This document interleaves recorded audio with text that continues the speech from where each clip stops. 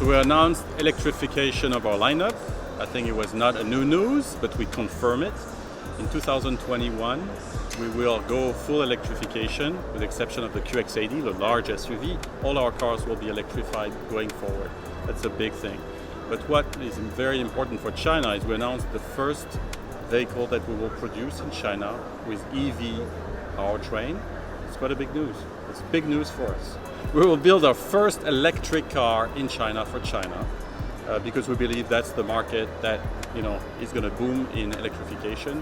We believe this is the place where we need to put more and more energy towards electrification and EV. I think 35% of the customers in China that never had a car that make the first step to a premium car, and I think with this kind of product that I have behind me, you have the opportunity to really step up into a premium world with electrified powertrain, which is really wonderful. I think these people, when they're going to touch and feel and drive these cars, they will never go back.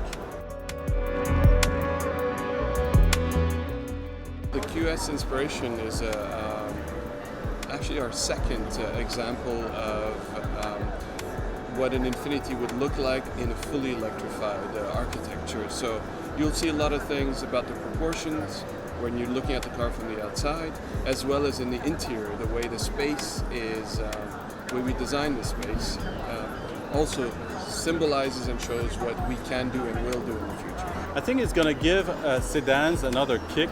I think sedans have lost a lot of momentum in many markets in the world, not so much in China, but we've seen a decline of the sedans because potentially of the functionality and the difficulties to package all the gears that you have, for example. And in a smaller package, SUVs are giving a lot more to the consumer, a lot more value for the money and a lot more space. And I think what you see behind me provides with the EV powertrain, if we call it this way, the opportunity to give a lot more space, a lot more capacity to put your gears in the car. And I think it's going to bring the sedans back. The architecture of our vehicles that you see here are brand new architecture for electrified vehicles has allowed us for a few things that we think are quite amazing. For example, you have a flat floor, so you don't have a tunnel and you don't step into the car. You literally can kind of instinctively slide into the car. It also allows us to design a more flexible layout of where the seats are in the vehicle, and it allows you or the user to sit where he or she wants. So it's we think a more natural way of using the space, more like a small room than a cockpit. Another great thing about this architecture is it allows us to move the air conditioning system from the cabin into where the engine would be today, or in a normal combustion engine architecture. So that allows us to create something, again, more spacious, more flexible in the front.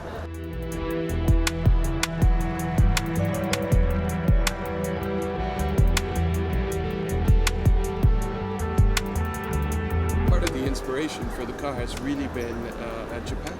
Has really been architecture, modern architecture, traditional architecture, even design, traditional crafts. There's so many things. For me, having lived now in Japan for 2 years, I keep discovering incredibly beautiful things, and a lot of principles. For example, we talk a lot about Ma. Ma is basically it's about empty space and how to use empty space. You can see it on our show stand, you can see it in the car, and that's just one of the examples of how we can use our rich heritage to create something compelling and something that we feel will resonate all over the world. No button in the car, you can't see any button, and that's pretty much also one objective that we have, to remove some of the clutter that we have on the dashboards today in many cars. And it's not because you have a lot of technologies and electronics that you want to have all these buttons everywhere. This is our interpretation of what a Neo type of sedan could be. And what that means is, as you know, we have a battery pack that actually raises the center of gravity of the vehicle. But we still are able to create something very dynamic. I think work. Our engineers are definitely able to do that, as you know from Infiniti. But you have the added sort of a command position that you get in something higher. So we think you can get the best of both worlds, something elegant, something sporty, but at the same time have a feeling of comfort and of safety when you're driving. And in the end, the sort of the message of simplicity and strength is what I love about this car. We'll start deploying in 3 years, so we'll have our first an EV made in China for China, and then a series of cars with e-power and EV powertrain coming 1 year after the other. The cost of the EVs are going down, the incentive are still there. I think altogether it's a good opportunity for people to jump into an EV and enjoy the performance of an electric car, which is really cool. So I think we need to put things into perspective. The market at 26, 27, 28 million cars a year is still a huge market. Obviously there's a little bit of a slowdown for a lot of reasons with the tariffs, with the VAT changes and things like that, but at the end of the day it's still a very big market. I don't think it's a bad thing. I think it allows the manufacturers and the consumers to stabilize a little bit and to get a little bit more stability in the economy is not a bad thing. I think what we see as a trend, obviously EVs are becoming more and more popular.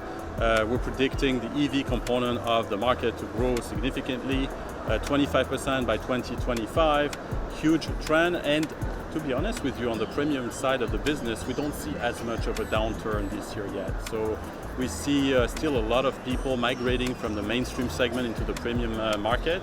That's roughly 85% of the buyers of premium market coming from mainstream. That's still a very strong trend for the market for us.